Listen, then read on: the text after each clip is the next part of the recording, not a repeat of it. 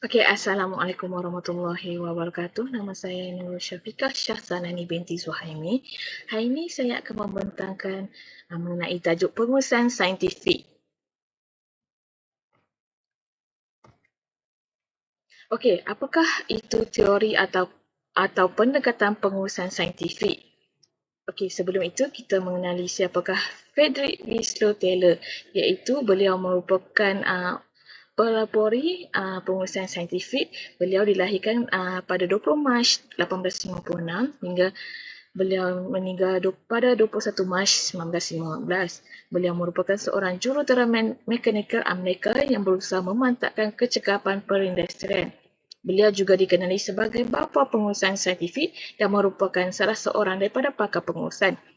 Okey, dalam teori atau pendekatan yang dipelopori oleh beliau merupakan teori yang mengkaji perhubungan di antara pekerja dan tugas yang dibentuk untuk dilaksanakan oleh pekerja.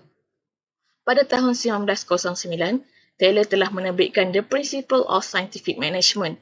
Beliau juga mencadangkan bahawa dengan mengoptimumkan dan memudahkan kerja, produktiviti akan meningkat. Okey, terdapat 4 tujuan pengurusan saintifik, iaitu yang pertama merupakan tujuan pembangunan ilmu sains untuk setiap elemen kerja manusia yang menggantikan peraturan kaedah lama. Yang kedua merupakan pemilihan pekerja serta memberi latihan dan pembangunan kepada pekerja dan juga tidak membiarkan pekerja memilih tugas-tugas mereka sendiri dan melatih sendiri. Yang ketiga iaitu merupakan pembangunan semangat kerjasama antara pekerja dan pihak pengurusan dalam memastikan pekerjaan yang dilakukan mengikut prosedur saintifik.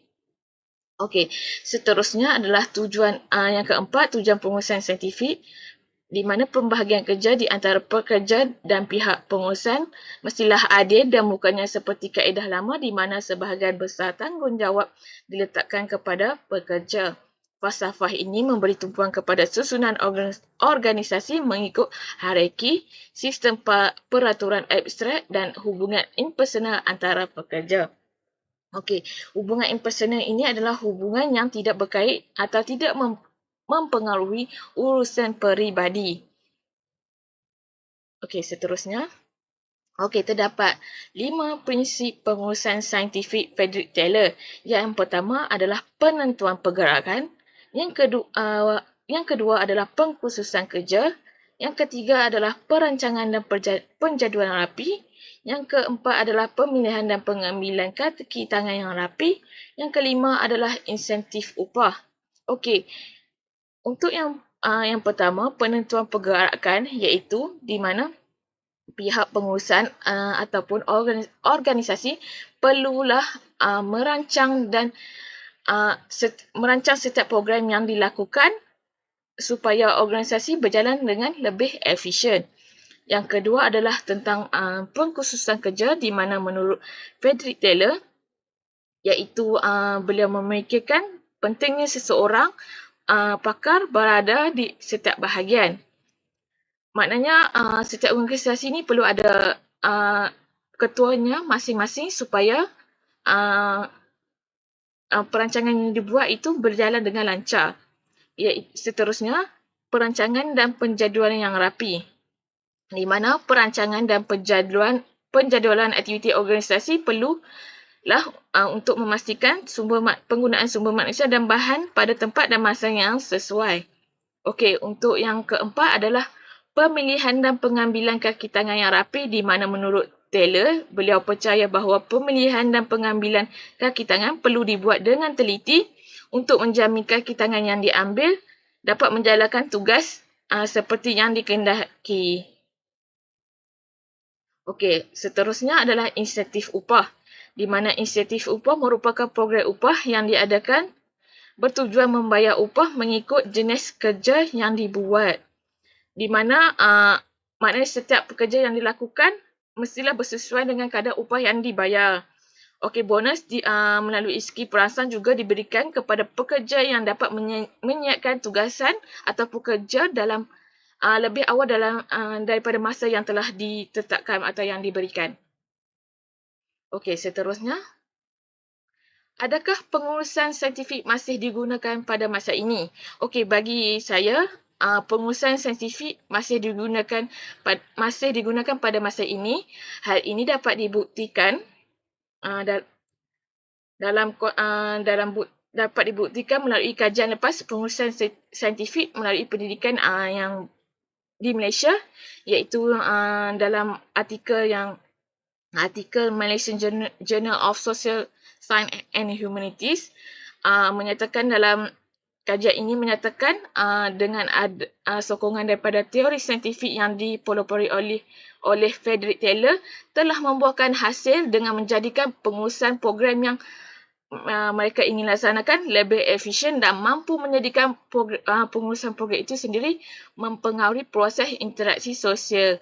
Memandangkan melalui pengurusan program tersebut, pelajar atau peserta boleh diatur sama ada berada dalam kelompok sendiri atau disusun dengan proses integrasi selain fungsi pengurusan langsung itu sendiri yang berusaha mendekatkan peserta di antara satu sama lain dengan proses sistematik yang telah dirancang tersebut. Okey, seterusnya melalui kajian lepas yang kedua dalam Jurnal Proceedings Seminar Nasional iaitu bertajuk Amalan Pengurusan Risiko Penglibatan dalam Pendidikan Luar. Okey, dalam jurnal ini menyatakan kebelakang ini wujudnya pelbagai isu tentang penglibatan guru dalam pelaksanaan program pendidikan di luar. Hal ini timbulnya beberapa isu berkaitan insiden kemalangan yang telah berlaku dan mendatangkan pelbagai isu serta menghimpit pelbagai tekanan khususnya terhadap guru yang terlibat. Maka dalam menghadapi segala kemungkinan ini, guru hendaklah utamakan pelaksanaan pengurusan dalam penglibatan pendidikan luar terutamanya melibatkan pengurusan risiko. Okey, jadi dalam jurnal ini, mereka menggunakan prinsip teori pengurusan saintifik Taylor iaitu terdapat 3 prinsip yang disyadangkan dalam jurnal ini. Yang paling berkesan dalam meningkatkan amalan pengurusan risiko guru iaitu adalah prinsip penentuan pergerakan. Yang kedua adalah pengkhususan kerja. Yang ketiga adalah perancangan dan penjadualan yang rapi. Okey, implikasi daripada amalan pengurusan risiko ini sememangnya diharap dapat mengelak serta meminimumkan berlakunya kemalangan dan mengawal penlibatan aktiviti kokurikulum di luar sekolah melalui satu kerangka model pengurusan risiko yang standard. Okey, seterusnya, apakah kelebihan dan keburukan pengurusan saintifik ini jika dilaksanakan? Okey, terutamanya jika dilaksanakan di sekolah. Okey, kita lihat kelebihannya dahulu.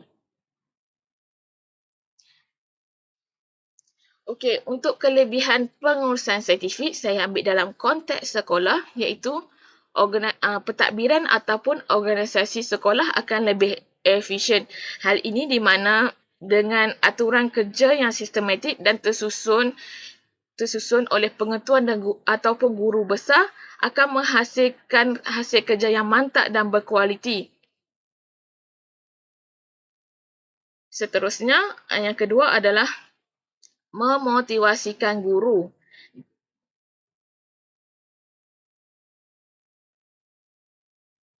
Memotivasikan guru di mana dalam skop pendidikan, pengetua guru besar tidak menghadapi sebarang masalah mengaplikasikan teori ini. Kerana motivasi seringkali diberikan penekanan kepada guru-guru di sekolah. Okey, proses peningkatan motivasi guru-guru di sekolah seringkali diadakan di dalam latihan dalam perkhidmatan. Okey, lebih dikenali iaitu LADAP. LADAP motivasi sememangnya penting kepada guru-guru di sekolah supaya mereka lebih semangat untuk mengajar dan melahirkan para pelajar yang berakhlak mulia dan kemenjadian murid tercapai. Okey, yang ketiga adalah pengetua atau guru besar dilatih mengenai prinsip-prinsip pengurusan.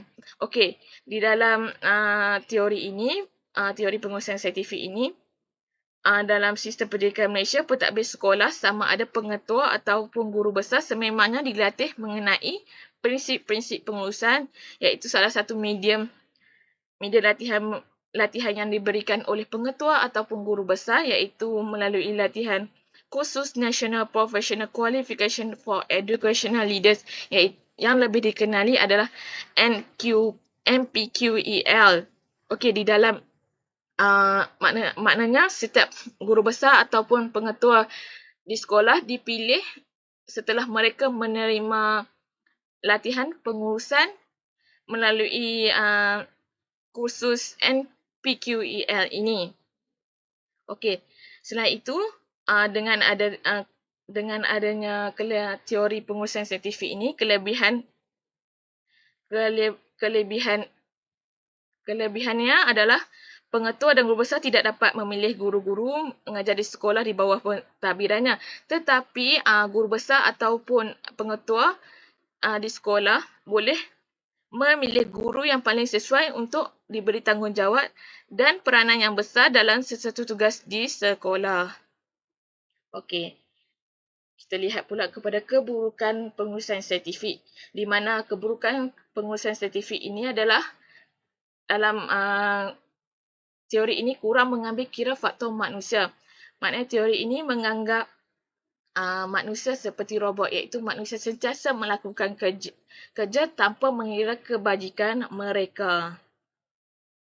Okey, kata-kata daripada Frederick Taylor, iaitu menurut Frederick Taylor, pengurusan saintifik iaitu penggunaan metod ilmiah dalam menentukan cara yang terbaik untuk menyelesaikan sesuatu pekerjaan. Maknanya pengurusan saintifik ini sangatlah bagus dalam untuk melaksanakan sesuatu pekerjaan supaya organisasi itu terancang dan berjalan dengan lebih efisien. Okey, saya ada bagi short exercise untuk kawan-kawan lakukan. Okey, ini latihannya. Okey, saya telah membuat satu Padlet, iaitu Padlet PM527, iaitu kawan-kawan boleh menekan pada link yang saya tertera di bawah tersebut, iaitu ada 2 soalan. Satu adalah berikan tujuan pengurusan saintifik. 2 adalah senaraikan prinsip yang dikemukakan oleh Frederick Taylor. Okey, kesimpulannya adalah pengurusan saintifik jika dilaksanakan dalam sesebuah organisasi amatlah baik dalam meningkatkan kecemerlangan dan kejayaan sesebuah organisasi. Namun, faktor sumber manusia perlulah dititik beratkan di mana kebajikan pekerja haruslah dijaga. Okey, ini rujukan jurnal yang saya lihat. Okey, sekian, terima kasih daripada saya. Assalamualaikum.